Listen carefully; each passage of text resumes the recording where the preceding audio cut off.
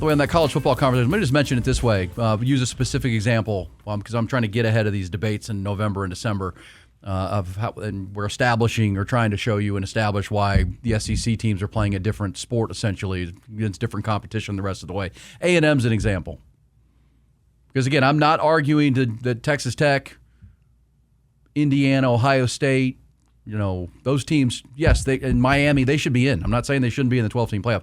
But what I'm getting ahead of is arguing for that second team in those conferences or the third or fourth team. You know what I'm saying?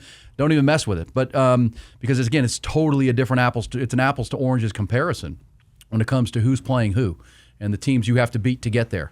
And A&M's a good example. A&M is undefeated, ranked 4th in the country after 7 weeks, right? But they still have 3 really tough teams that are ranked in the top 11 right now on the road the rest of the way. They still have to go to A&M or LSU in week 8. They still have to come to Texas in week 12. They still have to go to Missouri in week 9. The point being, if they were to lose all those games or go 2 out of 3 or lose 2 out of 3 of them on the road in the SEC, they should still be in over a team that's second in the ACC or, in my opinion, or second in the Big 12. Based on they've already beaten Notre Dame, who's going to be in the playoff most likely, or like if they run the table, and I think they will, because they don't play anybody outside of USC this week, right? No, totally. And so, but people will argue against that because they've lost 2 out of 3 down the stretch here. They come in stumbling. Well, wait a second. Let's really look at the whole body of work. They were at Midway. They were 4th in the country and undefeated, and they're playing a much tougher schedule than the teams Georgia Tech's not playing anybody from here. They play Clemson because again, if Georgia Tech with Haynes King goes undefeated all the way till they play Georgia in a non-conference game in Atlanta and lose that game, and then people will argue, and then they go and lose to Miami in the ACC title game. Well, they're still 10-2, and they're going to say, well, they're number 2 in the ACC. They played in the championship game. They should be in. And A&M didn't even play in the championship game. Well, look at the body of work. Look at the teams beaten. I just think that has to be put into our mindset now, October, on the middle of October, and not when we get there in November, because that's prisoner of the moment time where everybody's like, well, A&M collapsed again. Well, wait a second. Did they? Or is Georgia Tech better than A&M? I don't think so. All right, let's get to the Horns at Half Past. Texas at the bottom of every hour. All right. All right, it's a tougher schedule in the SEC. That's established. But I don't know how to solve it. And that's why I think there are people in the Big Ten. Well, the Big Ten shouldn't be arguing about anything, by the way, because they got 3 good teams and 17 below average teams, or average to below, right? Yeah, it's just the teams that are good are really good. That's the thing they have. They can hang their hat on. Well, we're the ones winning titles the last couple of years. That's what they have to hang their hat on. That's it. Well, some could argue that they have an easier path to that opportunity to win the championship. The 12-team format, I mean, that was the gauntlet for Ohio State. Sure was. Give and them they their proved their way. flowers I'm not there. arguing that. Not arguing that. But point being, yes, they've won the last 2. But yeah, no, I get your point. I mean, the body of work is what the body of work is. And again, it's time and place. I mean, Wisconsin's usually a good program. They stink.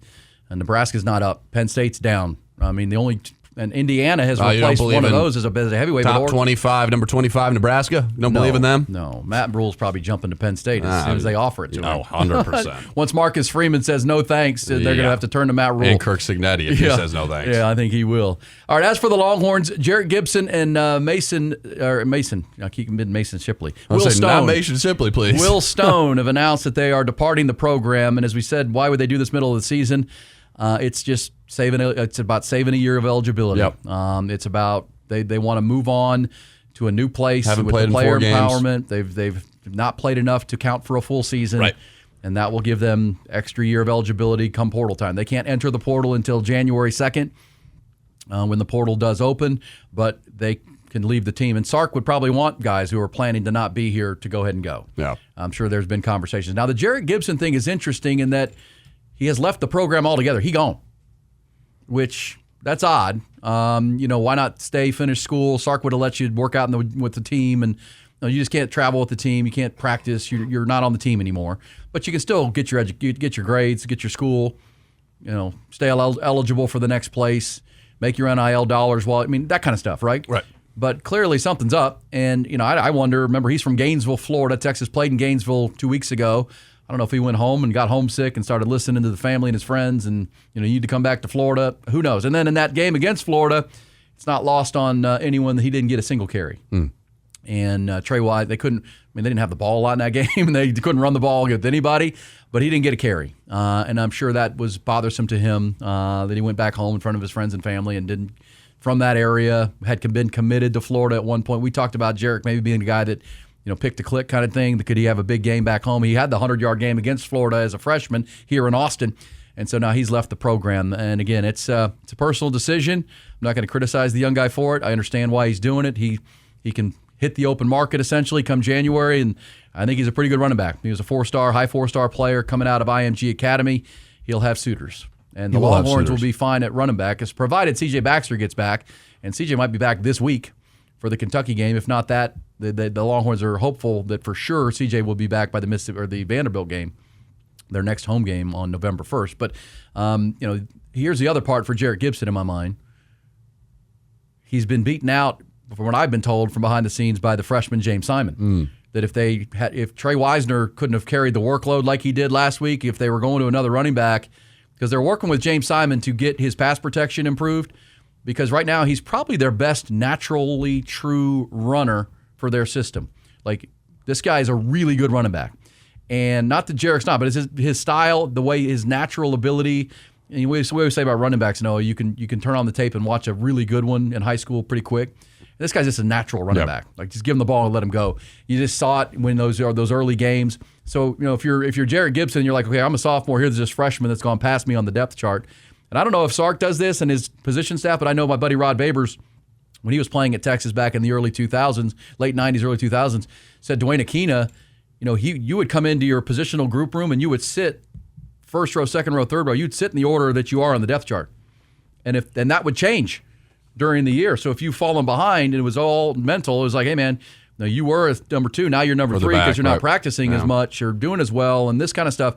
I don't know if that goes on, and maybe James Simon was sitting closer to the front up, and Jarek Gibson was like, all right, I'm out of here. And that's very possible. He's very talented, and he can start other places. Obviously, Texas just got a deep room there, and they're bringing in great recruits too. Derek Cooper's going to be coming in soon too from the state of Florida, is that right?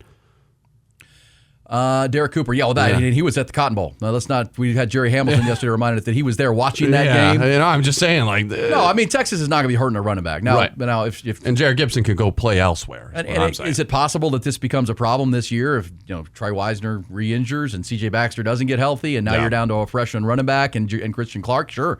But again, he's protecting that year of eligibility. Will Stone doing the same. I think Mason Shipley can handle the kickoff duties. And remember, the Longhorns have already given a scholarship for the future kicker, the kid from Florida, the top kicker. So they've got special teams are important. Well, but this offseason, they learned that last year once they got to the Final Four and they had no special teams, bad punter and inconsistent kicker, and they were changing their kicker for the semifinal game against Ohio State. Yikes. And so this offseason they made a priority, and they went and got the punter, the veteran punter, Jay Boomeister, and went and got Mason Shipley from Texas Tech, but they also at the same time recruited a young punter and a young kicker that they've given a scholarship to. So that was what I was pounding the table for last year. Right. Numerous things I didn't like to see. That was Sark, huge. You're like, okay, we've got now and the future. More scholarships to give, and you got to give to those guys. But again, if you're Will Stone, you're going, okay, what am I doing? I gotta get Do I want to sit here and not kick and waste a year of eligibility where I can get in the portal in January and go somewhere else and have 3 years or 2 years or whatever's left? I don't know. I got to look. But, I understand. And it's people will talk about the abandoning ship and leaving your team, and that's fair, or at least that's a true argument. But it's like, no, this is not the reality of today. So I'm not going to get too worked up about it, and I wish those guys well. And I do think over the course of the portal existence and NIL, Sark and Texas have done as good a job as anybody of creating good attrition. Yeah. Letting underside of your depth chart move on to new spots, and especially, it's good attrition if you don't lose key guys and the guys that are not don't see a path to the field and playing time going and excelling elsewhere. Well, that means you're identifying good players. It means you're doing a nice job of identifying. They just can't crack your rotation, but they can somewhere else, and that's good attrition. What you hate is if a guy was playing for you and he just got disgruntled and he bolted, and that's probably not going to happen for Texas the way they spend and what they've got and the resources. All right, I want to hear some Sark here, getting ready for Kentucky because it's a get you up over the hump Wednesday. It's where we put the Texas OU game in the rear view. Did you hear me say that the Texas OU game, this is pretty staggering because I've been doing this job for a long time. As long as I've been doing this job, and as long as Texas has been playing Oklahoma, which is 121 times as of Saturday, Saturday's game was the most the largest television audience ever to watch a Texas-Oklahoma game.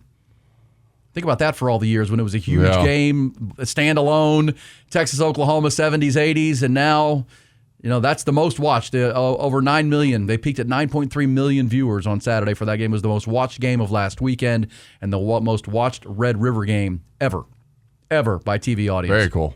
And so, through all the ills we're just talking about with the portal and transfers, the sport's never been more popular. Yeah, a lot of reasons for that. Like you said, the sport's never been more popular. Obviously, I think a lot of people that watch college football, the name Arch Manning has been heard. They've heard it, and I think they want to see him on TVs. He does. Well, and that's the story, though. Right. Because we all saw it. Everybody tuned in. All that audience that's kind of casual audience, they come and go to college football and like us. How good is this Arch Manning, or how bad thought people were really saying? Well, we all watched him against Ohio State, and everybody was like, "Oh my gosh, right? This guy is not ready. He's not any good. Throw him out the baby with the bathwater."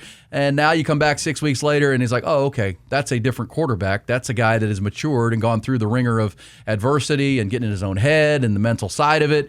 And now he's come back and flourished in the second most, pressurized game he's going to play in." And listen, I played this earlier, but Bears playing within this conversation. Todd McShay, formerly of ESPN, now doing his own NFL scout work. He does a great job. His thoughts on what he saw at the Cotton Bowl on Saturday with Arch Manning. You want to talk about growth? Arch Manning is a different human being from the guy who looked like he was mentally paralyzed in the first few weeks, and it started, obviously, with that Ohio State game. He was paralyzed because I don't think there's, in the history of college football, been a player who's come in without being a full-time starter and has had that amount of pressure coming from every angle. NFL draft, Heisman. All right, so yes, we know that. And then he looked like a different guy. And that's credit to Arch. He worked through it, got through his little mental slump. And then, as I said last hour, his teammates got to see him get pounded because they didn't block anybody against Florida and they weren't ready to play. And Sark, he didn't miss a play. He didn't miss a rep during practice last week, and he was there for his team. I think it's safe to say leaving the Cotton Bowl, blowing that cannon off, Arch has earned his locker room. They all know they can believe in their quarterback, and he's going to give him whatever he's got on every snap. And he's getting better, and they can trust in him.